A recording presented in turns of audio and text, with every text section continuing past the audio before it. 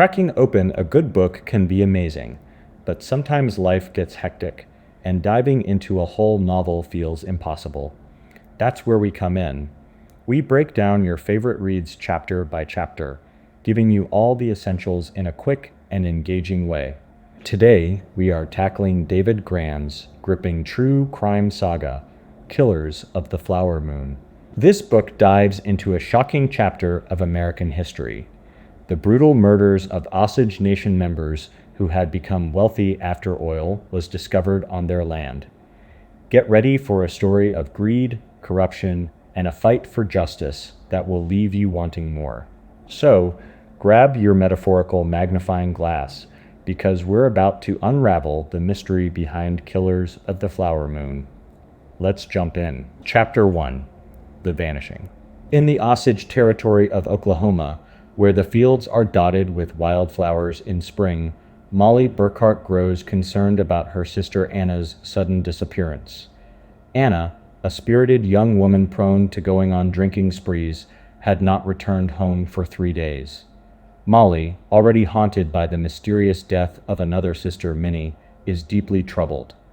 The Burkhart family, like many Osage families, had their names on the tribal roll, entitling them to a share of the vast oil wealth beneath their land. The Osage were among the wealthiest people in the world due to their oil royalties. Molly, married to Ernest Burkhart, a white man who had endeared himself to her by learning her native Osage language, was hosting a luncheon when Anna arrived drunk, causing a scene. Anna's behavior had become increasingly erratic since her divorce, leading her to frequent the tumultuous boomtowns in search of excitement. As tensions rose at the luncheon, Anna flirted with Ernest's brother, Brian, setting off a chain of events that would culminate in her tragic disappearance. After Anna vanishes, and another Osage man, Charles Whitehorn, is found murdered execution style, Molly's anxiety escalates. The discovery of Anna's decomposed body near Fairfax leaves the community in shock. Molly, with a heavy heart, confirms Anna's identity through her gold fillings.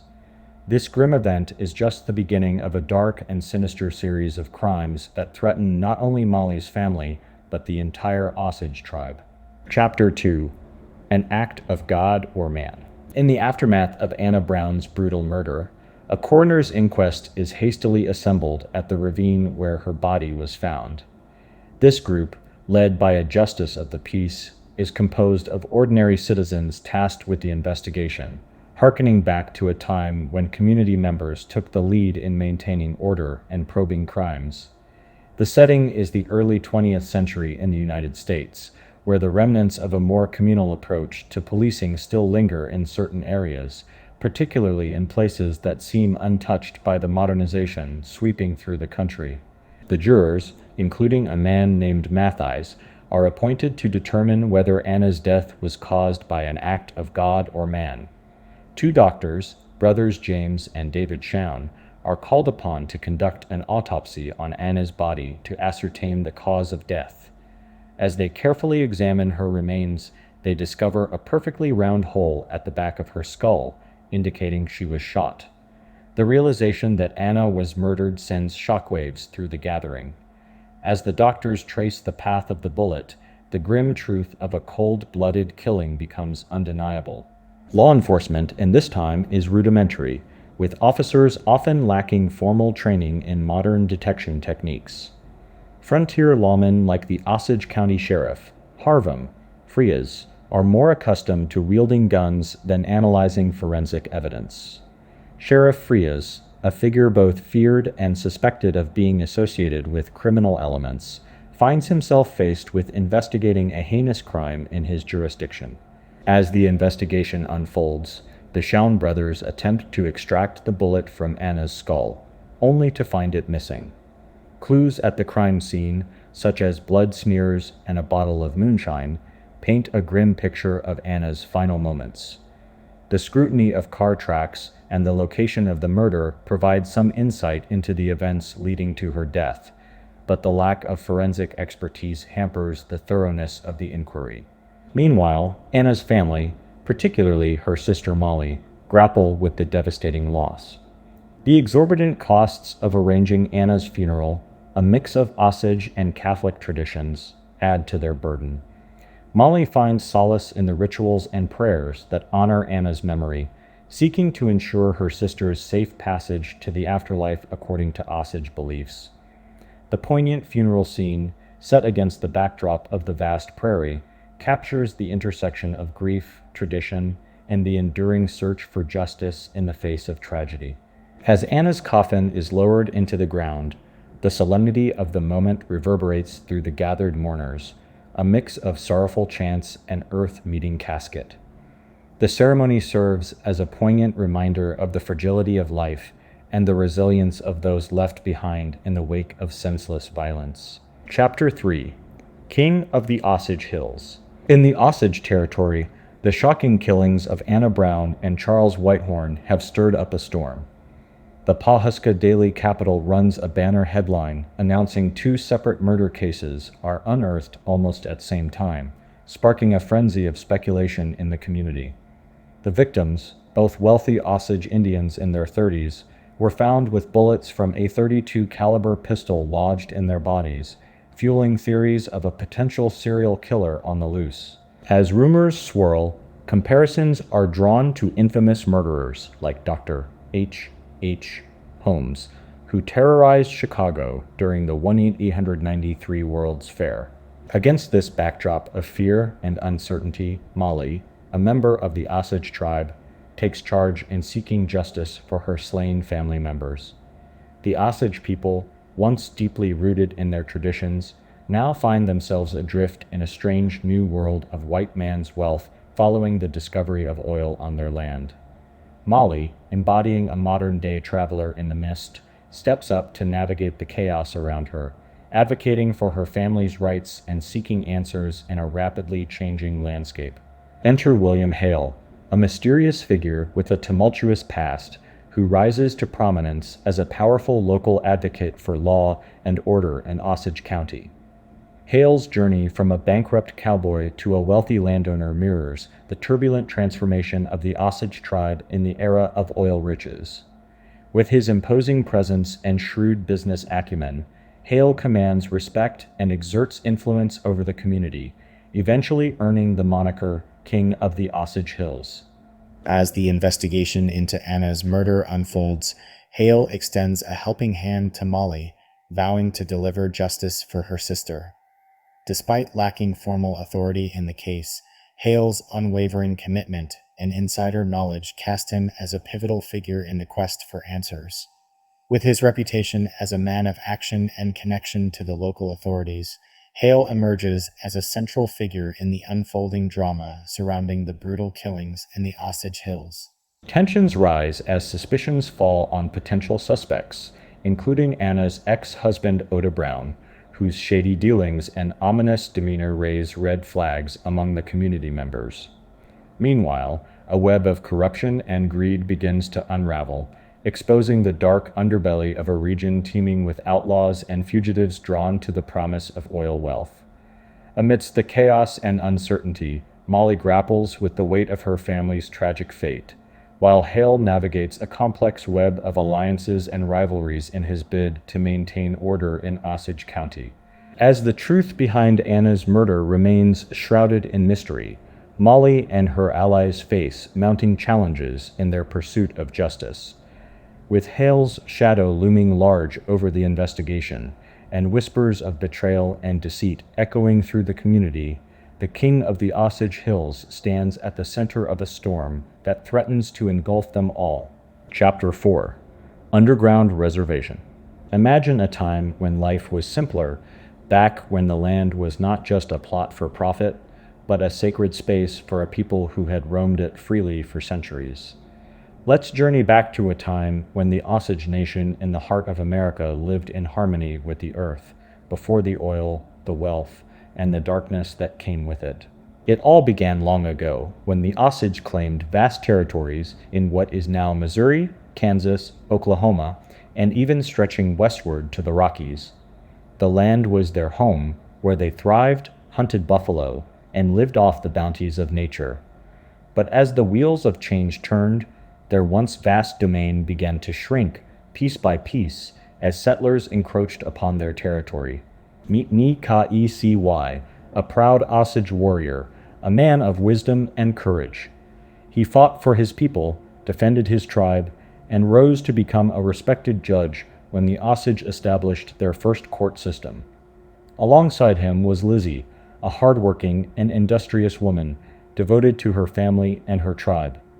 Together, they navigated a world where their traditions clashed with the encroaching tide of settlers, reshaping their way of life. As the Osage faced forced migrations, disease, and loss, they found themselves at a crossroads. The promise of a new homeland in the rugged hills of what would become Oklahoma beckoned, offering a chance for the tribe to start anew. Despite the challenges, Watai and Ka, an Osage chief, stood tall and defiant, declaring that his people would find happiness in these lands, far from the prying eyes of the white man. But little did they know that beneath the rolling hills and rocky cliffs lay a treasure beyond their wildest dreams. Oil, black gold, hidden from view, waiting to transform the destiny of the Osage Nation. The land that seemed broken and barren to the outsiders held the key to unimaginable wealth, a wealth that would bring both fortune and tragedy to the Osage people.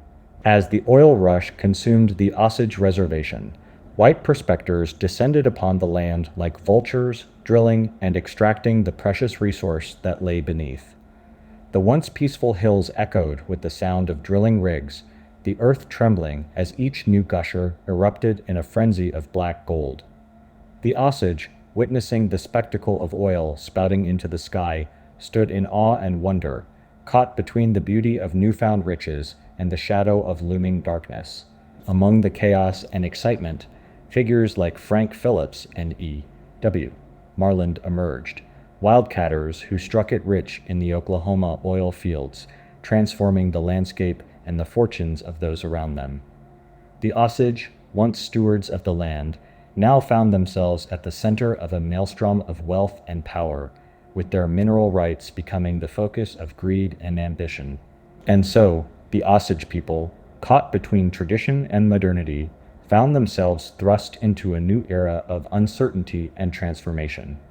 As the land trembled with the promise of oil, the tribe stood on the brink of a new chapter, where the shadows of the past and the allure of wealth intertwined, shaping the destiny of a nation and its people. And in the heart of the underground reservation, where fortunes were made and lost, the echoes of a bygone era lingered, reminding all who listened of a time when the land was not just a commodity, but a sacred legacy of a proud and resilient people. Chapter 5. The Devil's Disciples. As the Osage murders continue their deadly toll, the pursuit of justice becomes more urgent. Molly, still grieving the loss of her family members, takes matters into her own hands by offering rewards for information on the killers. The Whitehorn family and even William Hale join the cause, determined to apprehend the responsible parties.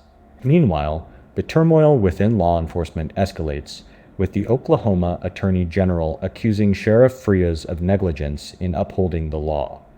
As the case gains complexity, Hale decides to hire a private detective to assist in the investigation. Private eyes, often viewed with a mix of fascination and aversion, emerge as the new heroes of rough justice in a society plagued by corrupt authorities. Enter Pike, a brooding detective from Kansas City, who takes on the challenge. With a smudge of a mustache and a cornpipe, Pike embodies the enigmatic figures of mystery novels brought to life. As he delves into the dark underbelly of Osage County, alongside Molly's family and estate administrators, a web of secrets begins to unravel. The search for clues leads the private detectives to explore various leads, from suspicious phone calls to the mysterious circumstances surrounding the victim's last moments. As they follow the trail of potential suspects, including the enigmatic Oda Brown and a revelation implicating Rose Osage in Anna's murder, the tension mounts. Amidst the relentless pursuit of justice, personal motives and hidden agendas come to light. Molly's brother-in-law Bill Smith, with a questionable past and a troubled relationship with his wives, finds himself entangled in the investigation while grappling with his own demons. As the private detectives race against time to uncover the truth, a new wave of tragedies strikes the Osage community. The sudden deaths of William's stepson and other members raise suspicions of foul play, pointing to a sinister conspiracy targeting the wealthy Indians. Chapter 6. $1,000,000 Elm. Imagine a bustling train station in Pawhuska, where every 3 months, the world's richest oil barons, including E.W. Marland and Frank Phillips, gather in their luxurious rail cars for the Osage lease auctions. It's like a scene from a movie. The press hyping up their arrival, headlines screaming about millionaires special due to arrive.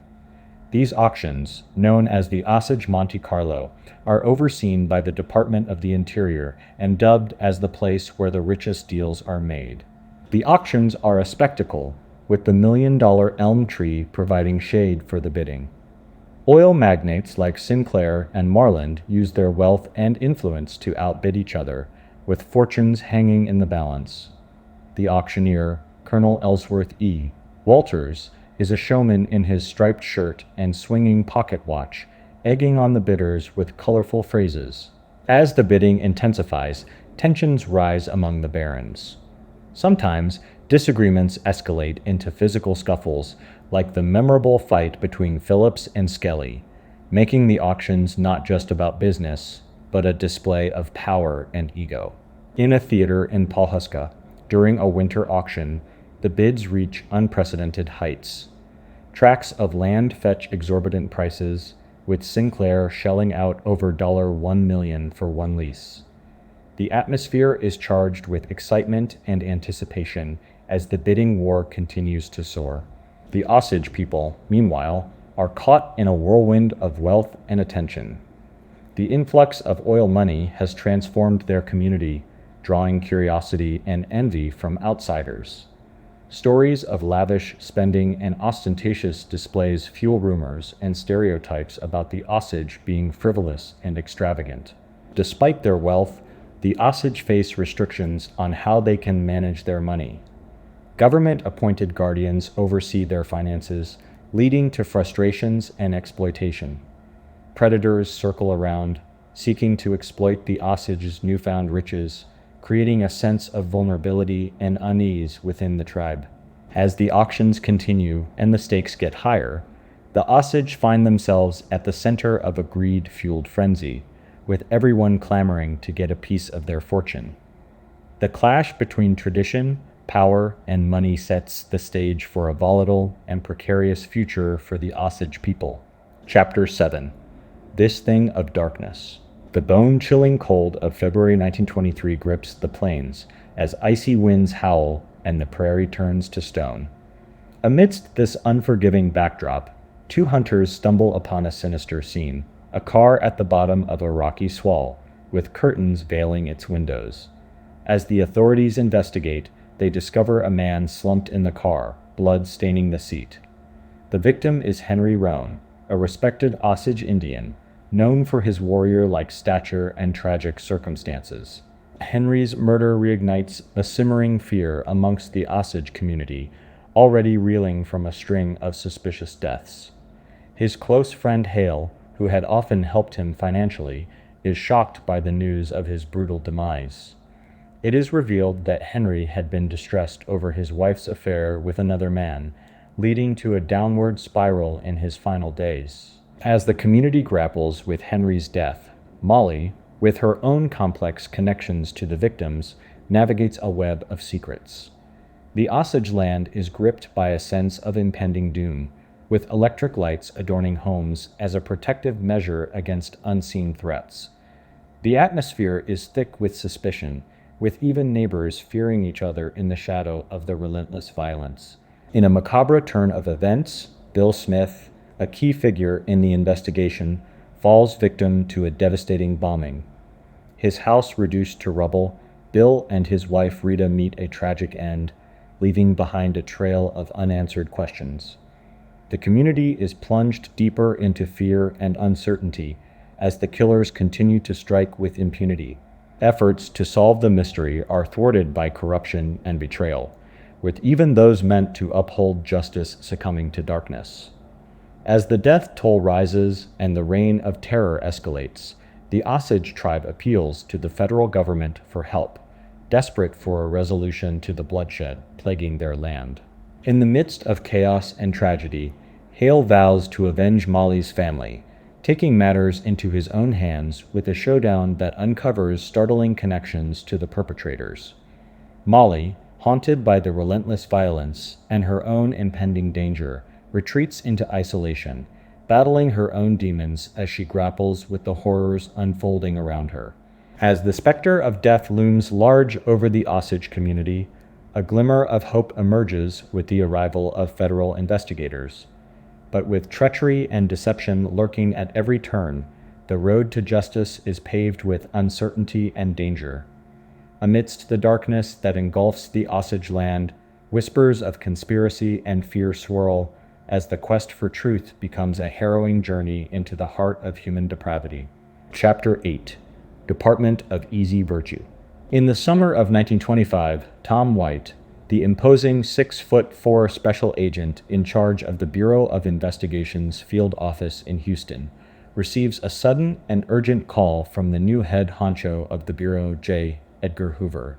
Dressed in defiance to Hoover's meticulous dress code, complete with his customary big cowboy hat, White boards a train headed to Washington, leaving behind his wife and 2 young boys. White, a former Texas Ranger and an old-style lawman with a mythic aura, had joined the Bureau to serve his country and uphold justice in a changing world. The Bureau, created by President Theodore Roosevelt in 1908, had been tasked with patching up the holes in federal law enforcement and filling the gaps left by the disappearing tribe of old frontier lawmen. Hoover, the ambitious director determined to transform the Bureau, tasks White with investigating the murders of the Osage Native Americans in Oklahoma, a case that had become one of the Bureau's first major homicide investigations. Hoover, conscious of his precarious hold on power and concerned with avoiding a scandal after the Teapot Dome debacle, sees White as the key to salvaging the Bureau's reputation and his own career. White, understanding the gravity of the assignment, agrees to take on the mission despite the dangers it entails. Aware that previous agents had met a grim fate in pursuit of the Osage murderers, White braces himself for the perilous journey ahead, knowing that failure is not an option in Hoover's eyes. As he leaves Hoover's office, the weight of the task ahead settles on his shoulders, marking him as a target in a deadly game of justice and corruption. Chapter 9: The Undercover Cowboys. As the year is 1925, Tom White has taken over the Oklahoma City field office and delves into the extensive files on the Osage murders, seeking answers that have eluded investigators for years. The mysterious murders of wealthy Osage Indians have left a trail of violence, with bodies scattered across the state. White is determined to bring justice to these victims and their families. The files are a chaotic jumble of information, lacking a coherent narrative, like pieces of a puzzle waiting to be assembled. White is astounded by the sheer brutality described within the reports. From bombings to fatal shootings, the savagery of the crimes is unimaginable. The targeted victims are all wealthy Osage Indians, with some related by blood, hinting at a deeper, more sinister motive behind the killings. One glaring omission in the investigations is the failure to interview Molly Burkhart, a key figure with valuable insights into the victims' lives and motivations. White recognizes the need to understand her perspective to unravel the intricate web of deceit and violence that has gripped the Osage community. As White sifts through the files, he notices a lack of consistency in the methods used for the murders, suggesting the involvement of multiple perpetrators. The absence of a signature in the killings and the scattered locations of the bodies point to a well-organized operation orchestrated by someone with a meticulous and cunning mind. The previous investigations have been riddled with corruption and incompetence, leading to a maze of false leads and dead ends. White is determined to separate fact from fiction, seeking irrefutable evidence to build a solid case against the perpetrators. Realizing the enormity of the task at hand, White enlists a team of undercover agents, each with unique skills and experiences. From former lawmen to deep cover operatives, the team is handpicked for their ability to navigate the treacherous landscape of Osage County and gather crucial evidence without raising suspicions. With the weight of the investigation resting on his shoulders, White knows he must tread carefully in a community where fear and prejudice run deep. By becoming the public face of the investigation, he aims to shield his agents from harm as they work tirelessly to uncover the truth behind the Osage murders. Armed with determination and a sense of justice, White and his team set out on their undercover mission, ready to confront the darkness that has plagued the Osage Nation.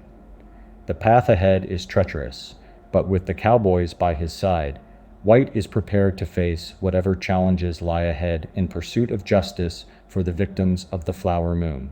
Chapter 10. Eliminating the Impossible. In this chapter, the undercover operatives, posing as various characters, infiltrate Osage County to uncover the truth behind the murders that have plagued the Osage community.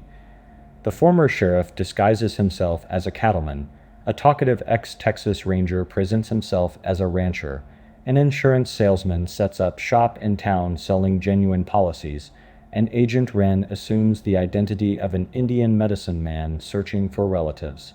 Their mission is to gather information from the locals without blowing their cover. White, the lead investigator, emphasizes simplicity to avoid arousing suspicion. The operatives strategically befriend key figures and attend tribal gatherings to extract valuable insights. However, the investigation hits roadblocks as crucial records regarding the death of Anna Brown mysteriously disappear. Despite the lack of tangible evidence, one item stands out: Anna's skull, carefully kept by the undertaker. White examines the skull, noting the entrance wound and the absence of an exit wound. He deduces that a small caliber pistol was used, and suspects foul play at the crime scene leading to the disappearance of the bullet. As White delves deeper, he focuses on corroborating suspects' alibis to separate truths from lies. Like Sherlock Holmes, he believes that eliminating the impossible will reveal the truth. With the help of Agent Berger, who had previously worked on the case, many suspects are quickly cleared, including Anna's ex-husband and the oil workers implicated by the former sheriff. The spotlight then shifts to Rose Osage and her husband Joe Allen, suspected of Anna's murder due to rumors of jealousy. Despite initial suspicions, Rose and Joe's alibis hold up during questioning, leading White to believe in their innocence. The narrative takes an unexpected turn when an informant named Kelsey Morrison, a criminal with insider connections, is brought into the fold. Morrison, nicknamed Slim, strikes a deal with the authorities to work as an informant in exchange for leniency in his own case. With his unconventional appearance and cunning demeanor, Morrison becomes a valuable yet risky asset in the investigation. The agents employ bertillonage, a method of criminal identification, to ensure Morrison's compliance while he delves into the murky underworld for vital information.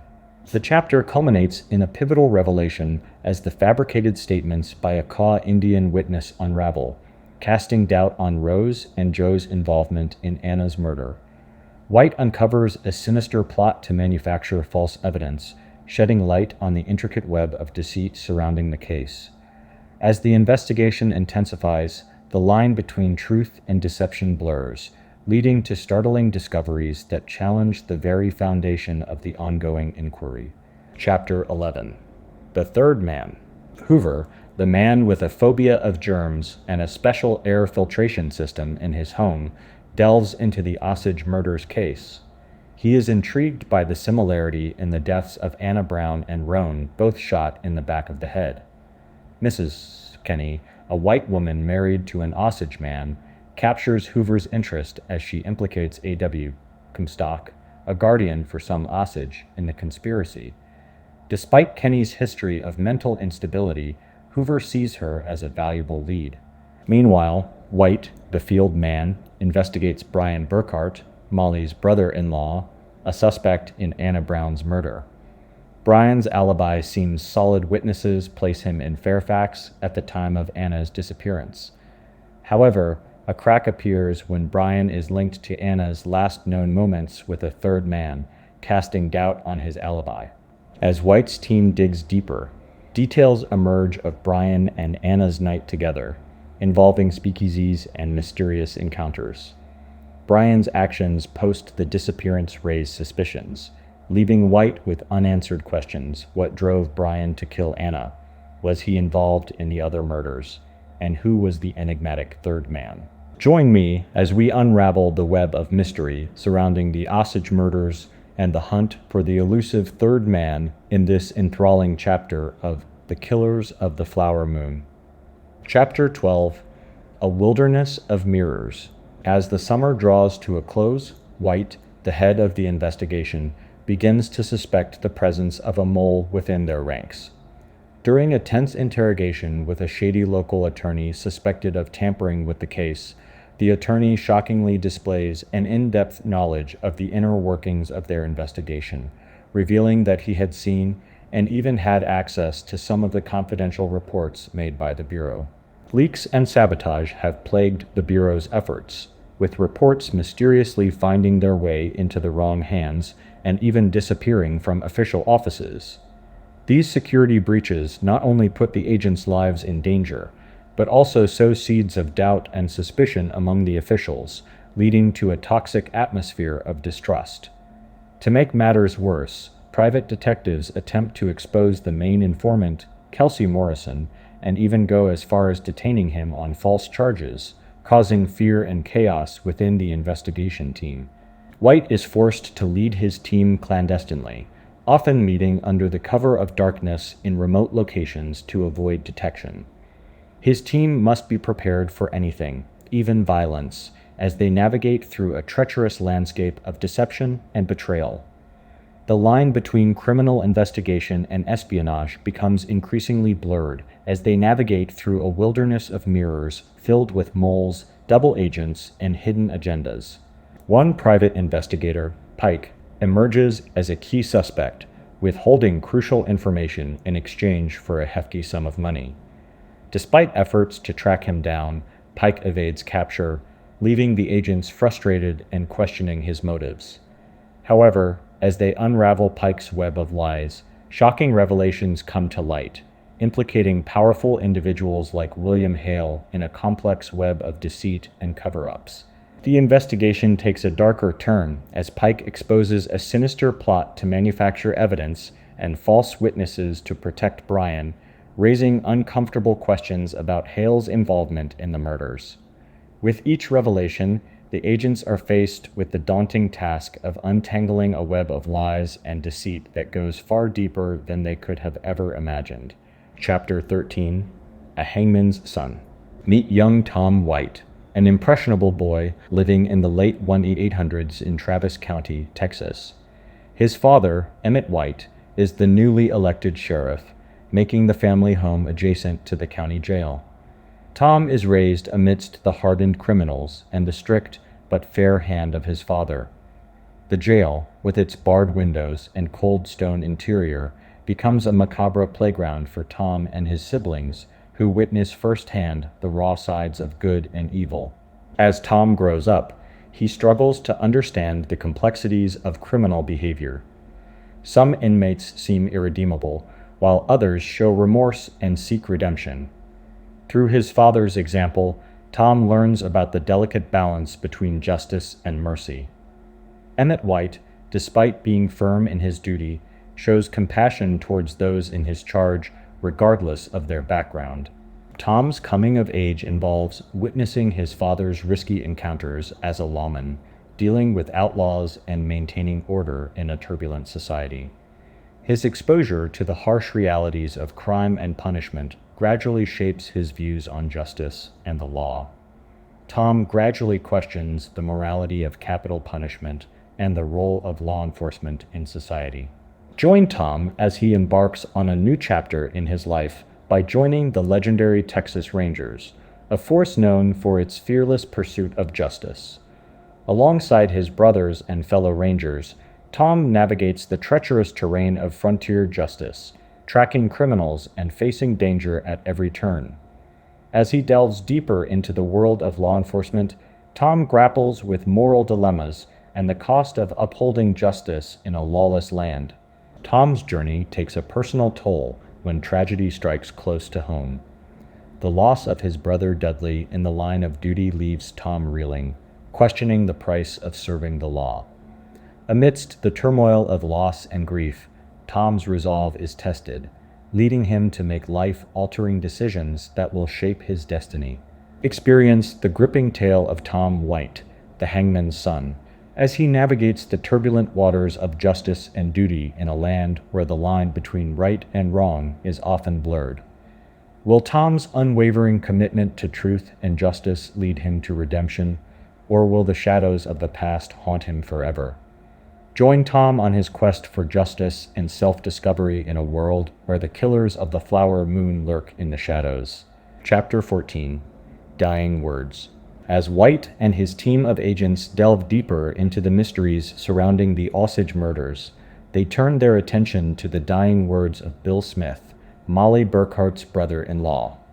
Smith, who suspected foul play in Lizzie's death and the larger conspiracy tied to the oil wealth of the Osage, mutters names in his feverish sleep. His nurse recalls how, in his final moments, he met with his doctors and lawyer, possibly revealing crucial information about his assailants. The doctors, James and David Chown, and the lawyer tried to maintain secrecy around their conversations with Bill Smith, raising suspicions. Despite intense questioning from White and federal prosecutors, the truth remains elusive. However, a revelation surfaces that points fingers at none other than William K. Hale, the influential figure known as the King of the Osage Hills, and his nephew Ernest Burkhart as Smith's supposed enemies. Further unraveling the story, it's discovered that the Chowns, who were the family physicians of Hale and the Burkharts, may have had ulterior motives in their clandestine meeting with Smith. James Chown is appointed as the administrator of Smith's murdered wife's estate, a position ripe with financial gain. The investigation uncovers layers of corruption, with Whites exploiting the Osage wealth through deceitful practices, including swindling millions from the accounts of Osage wards. The narrative exposes a sinister web of deceit and exploitation, where prominent white citizens, officials, and law enforcers conspire to rob the Osage of their fortune. The Osage, aware of the schemes but powerless to halt them, face unimaginable betrayals and injustices at the hands of those they should trust. The chapter unearths a dark chapter in history where greed and manipulation run rampant, leaving a trail of devastation in their wake. In a world where trust is a luxury and corruption lurks at every corner, the Osage fight a battle not just for justice, but for their very existence. As the truth slowly unravels, White and his team are led down a twisted path of greed, deceit, and heart-wrenching tragedies, shedding light on the atrocities inflicted upon the Osage people in the pursuit of wealth and power. Chapter 15.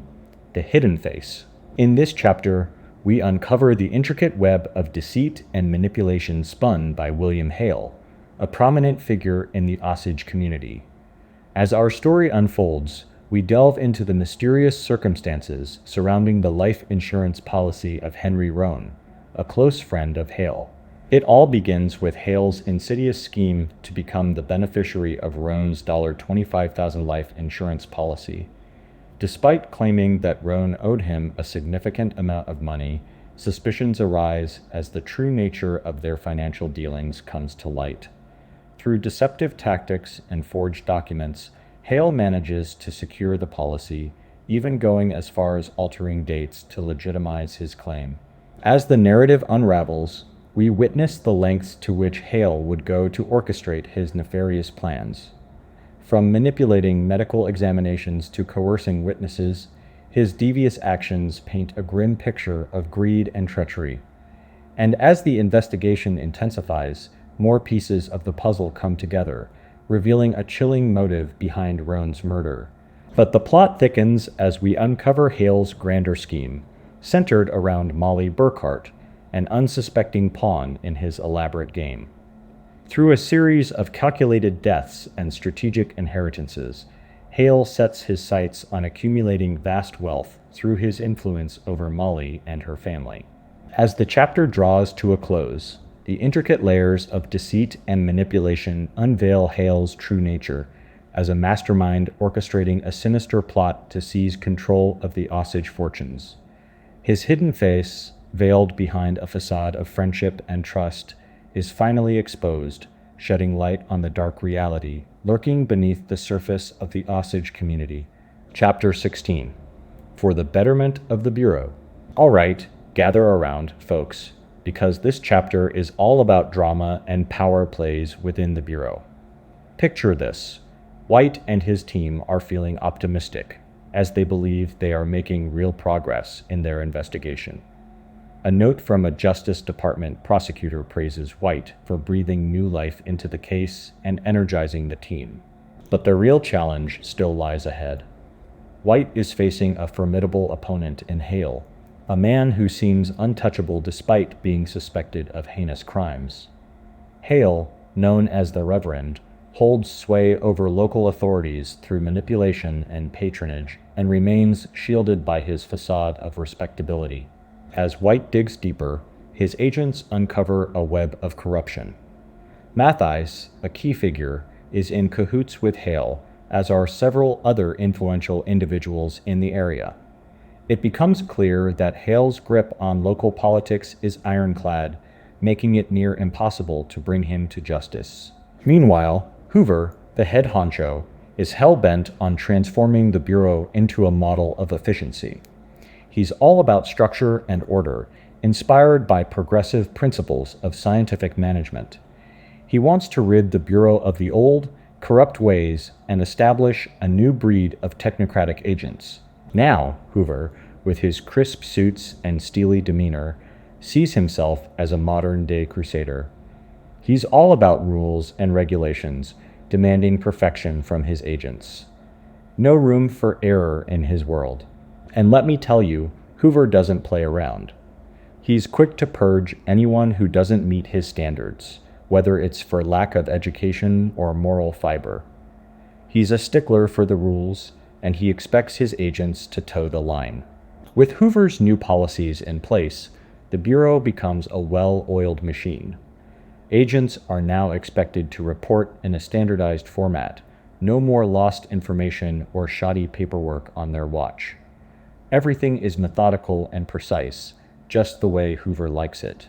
But not everyone is pleased with Hoover's iron fist approach. Some agents resent the rigid structure and long for the old ways of policing. They feel suffocated by the new regulations and yearn for the days when they had more autonomy in the field. White, caught in the middle of it all, tries to navigate the changing landscape. He understands the need for efficiency, but also sees the value in local knowledge and relationships. For him, being an effective agent means balancing the demands of Hoover with the realities on the ground. In the end, White adapts to the new order, embracing the ethos of scientific policing and playing by Hoover's rules. He may have traded in his cowboy hat for a fedora, but his commitment to justice remains unwavering in this evolving world of power, politics, and progress. Chapter 17. The Quick Draw Artist, the Yegg, and the Soup Man. In the fall of 1925, Tom White is feeling the weight of pressure on his shoulders. With J. Edgar Hoover expecting results, White is determined to gather enough evidence to bring down William Hale and his corrupt associates. The Osage community is living in fear, with lights burning each night and parents unwilling to let their children go into town alone. The desperation and skepticism of the Osage people towards the U.S. government are palpable as they wonder why they have to fund their own investigation and why no one has been arrested yet. Realizing that white citizens are reluctant to incriminate their own in the murders of the Osage, White shifts his focus towards the outlaws of the Osage Hills. Dick Gregg, a young stick-up man once part of the Al Spencer gang, catches White's attention. Despite Greg's involvement in criminal activities, White sees a glimmer of potential cooperation in him. Through Greg's testimony, White learns that Hale had ordered the murders of an old man and an Indian woman, offering a substantial sum for the gruesome job. Yet, Greg's unwillingness to partake in the killings shows a sense of honor, a redeeming quality in an outlaw. As White delves deeper into the web of deceit and violence surrounding the Osage murders, he encounters a series of unfortunate events leading to dead or uncooperative witnesses. From Al Spencer's demise to Curly Johnson's mysterious death and Henry Grammer's fatal car crash, Hale's trail of destruction seems to eliminate anyone who could implicate him. The existence of a potential witness in the Roan murder case also ends tragically, intensifying White's suspicions of a sinister plot to silence incriminating voices. Despite White's diligent efforts to unearth the truth, living witnesses seem elusive. Hale, sensing the heat on his tail, appears to be consolidating his power through patronage and manipulation. With undercover operatives weaving intricate connections and observing Hale's smug demeanor firsthand, the game of cat and mouse between White and Hale escalates. Caught in a maze of corruption and treachery, White finds solace in the stillness of nature, where the crack of a rifle and the sight of blood mingling with the soil offer a temporary release from the chaos engulfing the Osage murders investigation. Amidst the looming shadows of deceit and danger, White's resolve to seek justice remains unshaken as he continues his quest to unveil the sinister truth lurking in the Osage Hills. Chapter 18. The State of the Game. Imagine a poker game where the stakes are not just money, but lives. In the world of the Osage murders, the cards have been dealt, and the players are making their final moves. White and Agent Smith received a promising lead from a prisoner at McAllister, Bert Lawson. Lawson spills the beans on a chilling plot involving Hale and his nephews, Ernest and Brian Burkhart, to blow up Bill Smith's home. The details are grisly, with promises of cash and nitroglycerin, highlighting the sinister web of deceit spun by the conspirators. As the investigation intensifies, the noose tightens around the perpetrators. White, with a mix of cunning and desperation, pushes for Hale's arrest. But with every step forward, a new layer of deception unfurls. Molly Burkhart, the unwitting heiress to a fortune marred by bloodshed, becomes a target herself. The shadow of poisoning looms over her, a method as stealthy as it is deadly. The pieces of the puzzle start falling into place as Blackie Thompson, the outlaw, becomes a crucial witness, shedding light on the orchestration of the murders. Burkhart, torn between loyalty and guilt, ultimately betrays his kin by revealing the insidious machinations of Hale. The thread unravels further, implicating Kelsey Morrison in the tragic end of Anna Brown. In a tense showdown, Hale is confronted with irrefutable evidence of his crimes. White, driven by a mix of justice and finality, attempts to coax a confession from the unflinching mastermind. But Hale remains defiant, his arrogance a shield against the impending storm of justice. As the dice roll and the game reaches its climax, the players take their stands. Burkhart struggles with his conscience, knowing the truth will set him free from his shackles of complicity. Hale, the puppeteer of death, remains unyielding, confident in his ability to evade consequences. The stage is set for a showdown, where the line between victory and defeat is razor thin. Secrets are unearthed, alliances shattered, and lies laid bare. Will the forces of justice prevail, or will the master manipulators slip through their grasp once again? The cards have been played, but the final hand is yet to be revealed in this deadly game of cat and mouse. Chapter 19. A Traitor to His Blood. The nation is enraptured with the revelations of the arrested killers and the shocking crimes that gripped the Osage community. The press weaves tales of a diabolical conspiracy aiming to annihilate the oil-rich Osage people. Tom White and his men race against time to connect William Hale to the myriad of murders plaguing the community, unearthing how he benefits from the killings. Amidst the grotesque crimes, the white populace revels in the sensational story, seeing a glimpse of the old Wild West in the sinister deeds. As the investigations unfold, factions maneuver to ensure justice prevails over the influential Hale and his cabal of felons set on escaping punishment. The Osage clamor for retribution, rallying behind the tireless efforts of federal and state officials to crack the case wide open. However, the path to justice is riddled with corruption, as America's legal and policing systems are tainted by deceit and bribery. Despite the insidious influence of Hale over Oklahoma's legal framework, determined prosecutors gear up to try him for the murder of Henry Roan on a federal charge, with the death penalty looming over both him and his accomplice, Ramsey. As the trial kicks off, a formidable prosecution team led by Roy St.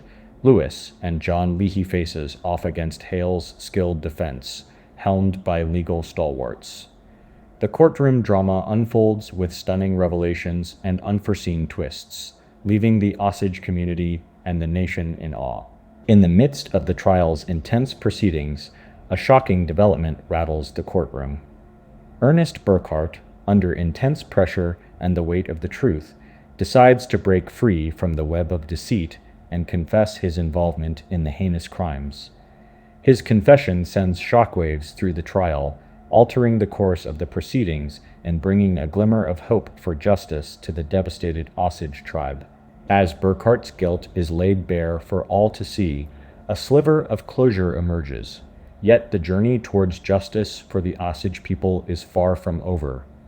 The wheels of justice turn slowly, but with each revelation and confession, the sinister plot woven by Hale and his cohorts begins to unravel, bringing the Osage closer to the justice they so desperately seek.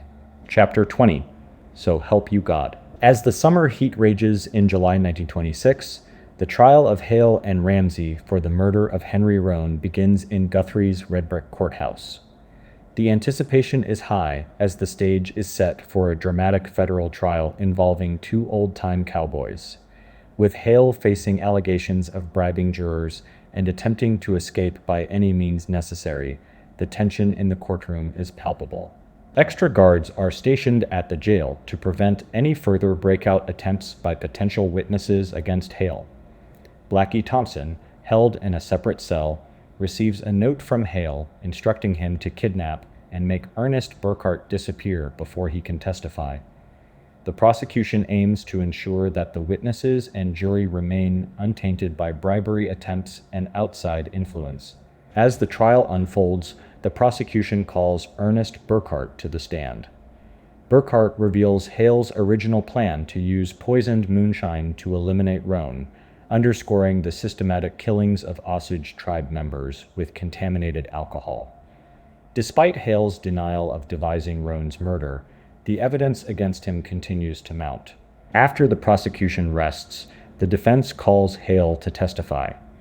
Despite his protestations of innocence, the government's case, bolstered by Burkhart's testimony and Ramsey's confession, appears strong. The prosecutors impassionedly label Hale as a ruthless freebooter of death, emphasizing the gravity of the crimes committed against the Osage tribe. Following days of deliberation, the jury delivers a shocking verdict, finding both Ramsey and Hale guilty of first-degree murder. While the sentence falls short of the death penalty, the men are sentenced to life imprisonment. The verdict brings a sense of justice for the Osage tribe, though the wounds inflicted upon them run deep and cannot be fully healed. As the dust settles on the trial, revelations come to light about the corruption and attempts to obstruct justice during the proceedings.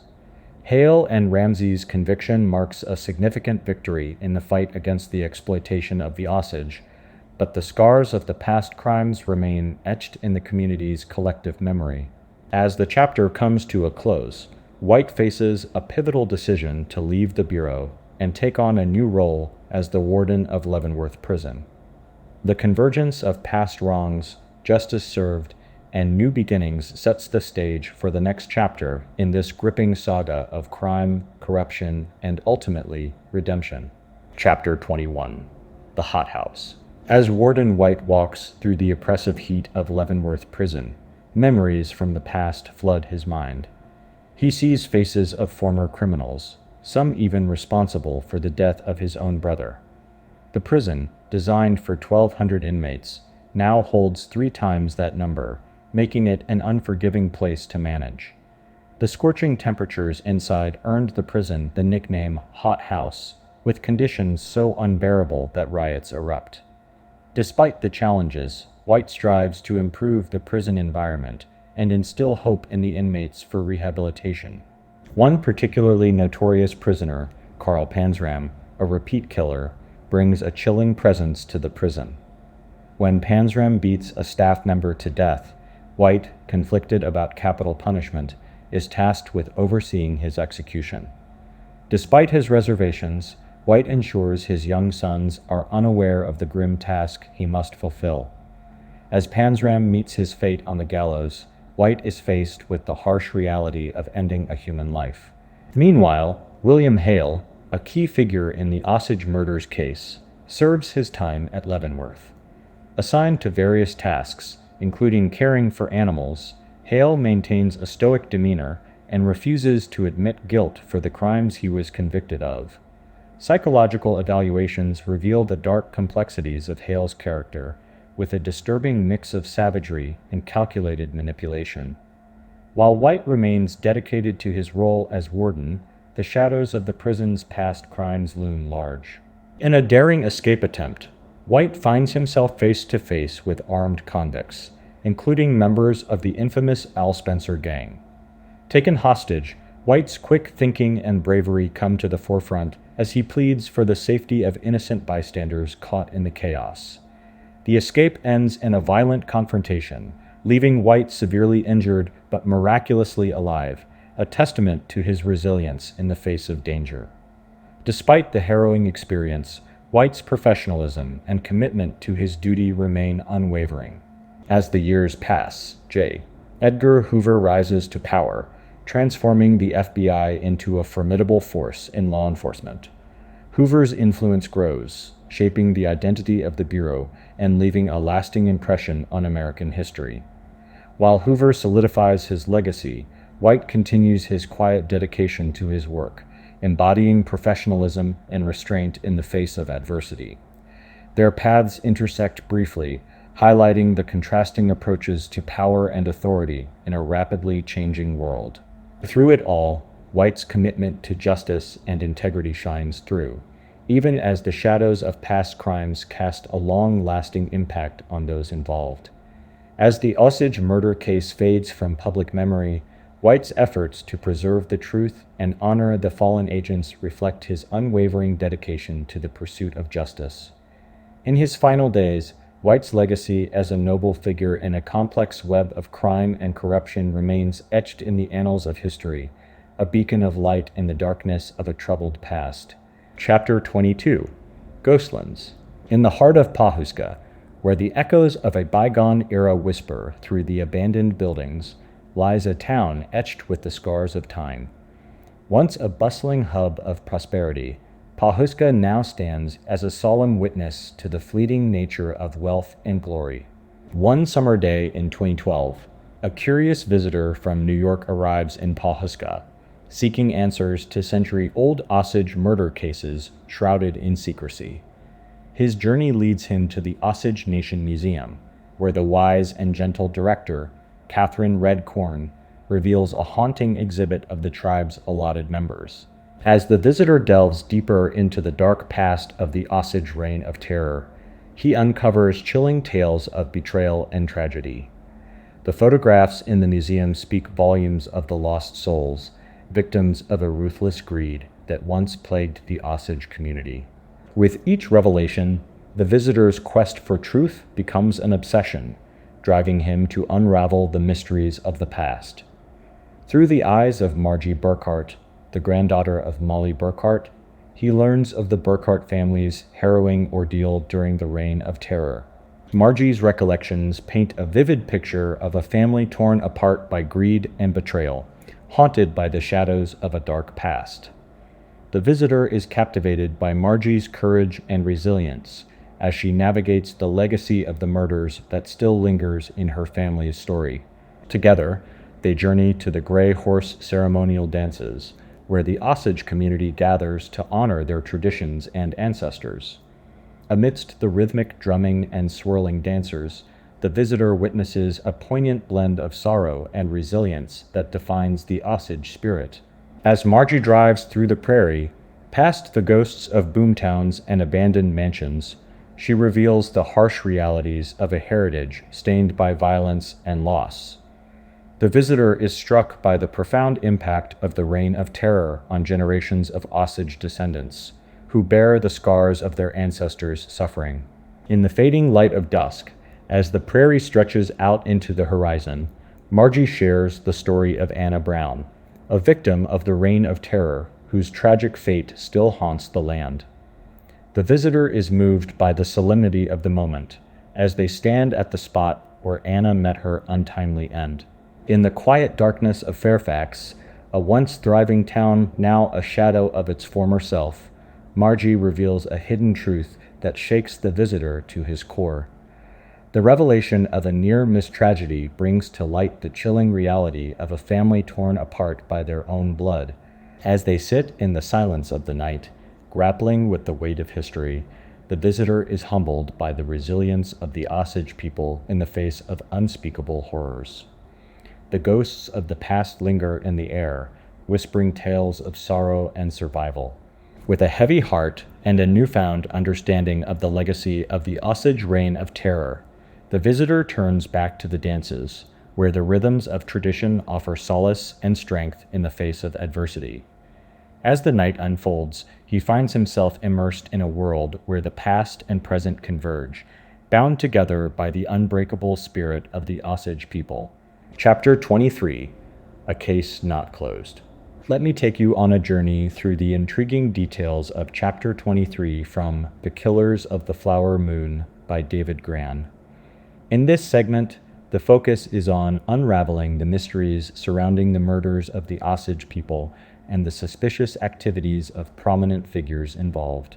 As we delve into the chapter, we're confronted with the historical injustices and oversight that plagued the investigation into the Osage murder cases.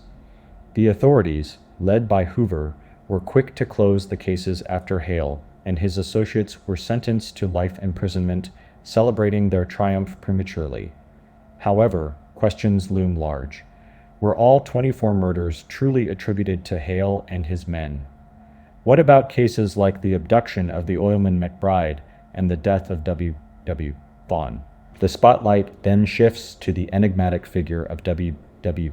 Vaughn, whose family members, Martha and Melville Vaughn, share their family's enduring quest for truth surrounding Vaughn's murder.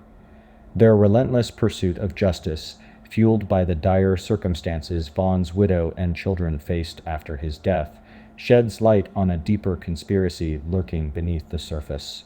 Martha and Melville unravel a web of deceit and betrayal surrounding Vaughn's murder, hinting at a sinister plot orchestrated by not only Hale, but also a seemingly trusted figure, H.G. Burt.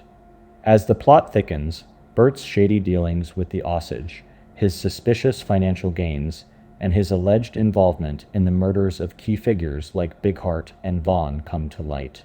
The narrative takes us to the opulent setting of the Skirvin Hotel in Oklahoma City, where Martha and Melville lay bare their family's anguish and the chilling threats that silence their quest for answers. Through meticulous research and emotional anecdotes, the chapter paints a vivid picture of a community torn apart by greed and betrayal. The chapter unfolds like a gripping mystery, with each revelation adding another layer of complexity to the already convoluted tale of the Osage murders. As the pieces of the puzzle start to come together, the reader is left hanging on to every word, eager to uncover the truth behind the heinous crimes that shattered lives and communities. So, buckle up as we journey through the murky waters of deception and greed, where the past collides with the present, and where justice, though delayed, is relentless in its pursuit. Chapter 24, Standing in Two Worlds.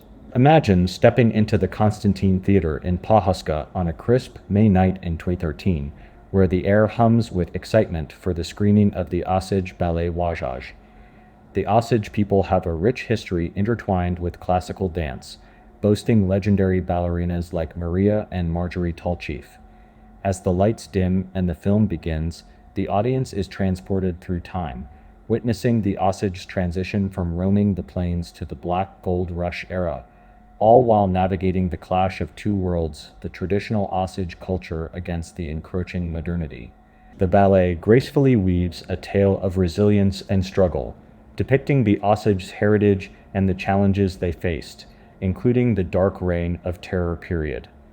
As the dancers twirl to jazzy tunes, a sudden explosion shatters the merriment, marking the onset of a mournful sequence symbolizing the tragic events of the Reign of Terror.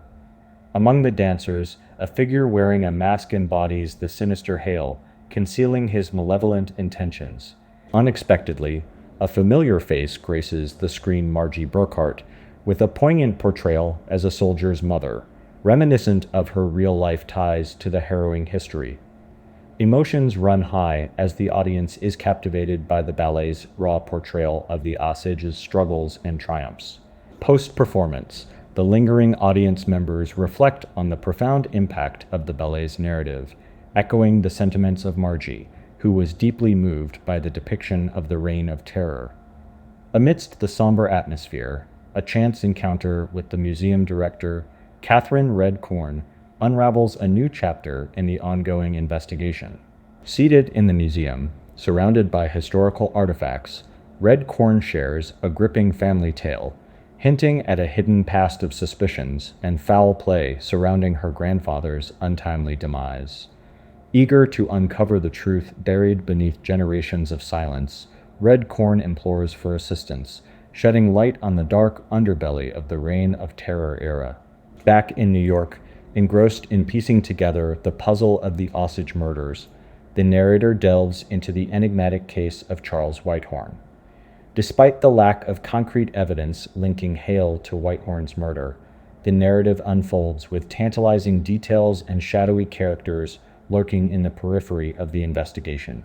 Through stacks of FBI documents and private detective reports, a clearer picture emerges of a sinister plot to exploit Whitehorn's wealth, orchestrated by a cunning cast of characters, including a manipulative widow, an ambitious new husband, and a shadowy figure pulling the strings behind the scenes. As the tangled web of deceit unravels, the true extent of the Reign of Terror's reach comes to light, exposing the pervasive evil that gripped the Osage community. In a riveting saga of greed, betrayal, and unspeakable atrocities, the investigation peels back layers of deception and intrigue, painting a chilling portrait of a community torn apart by ruthless ambition and insatiable greed. As the narrator grapples with the haunting echoes of the past, the true horrors of the Reign of Terror begin to surface, revealing a dark legacy of injustice that demands to be brought to light. Chapter 25: The Lost Manuscript. As I make my way back to the Osage Nation in June 2015, Catherine Redcorn urges me to witness the new structures that have encroached upon their land. Driving through Pawhuska, I head west and spot them huge metallic towers standing tall amidst the vast prairie. These windmill farms are a symbol of a new wave of energy sweeping through Osage territory, set to power tens of thousands of homes in Oklahoma. The Osage people are not pleased with this development, viewing it as a threat to their underground reservation.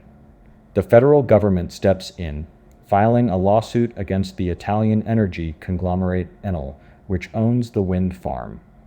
The Osage claim that by excavating minerals while installing the turbines, Enel is violating their sovereignty and must seek approval to continue their operations. Despite a prayer ceremony held beneath the looming windmills, the court rules in favor of Enel, stating they are not engaged in mineral development and therefore do not require Osage approval. Meanwhile, new government regulations on oil drilling are causing a decline in activity, with oilmen halting drilling due to high costs and low returns. Delving deeper into the Osage history, I stumble upon a hidden manuscript at the public library. The document details the murder of Mary Denoya Bellew Lewis, compiled painstakingly by Anna Marie Jefferson, Mary's great-great-grandniece.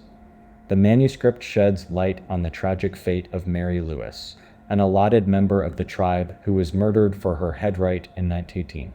Mary Lewis, a woman of wealth from her allotted land, mysteriously disappears during a trip to Liberty, Texas, with 2 white companions.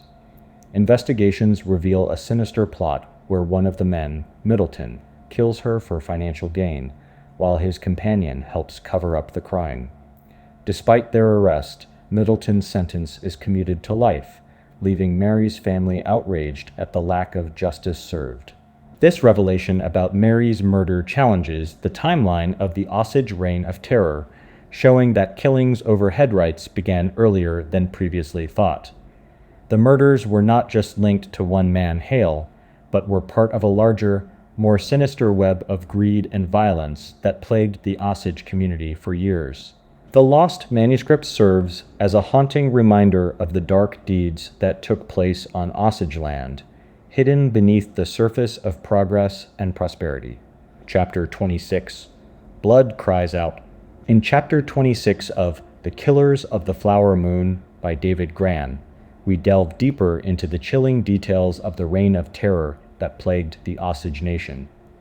As the investigation unfolds, evidence of systematic murder begins to surface, revealing a sinister web of conspirators who profited from the deaths of the Osage people.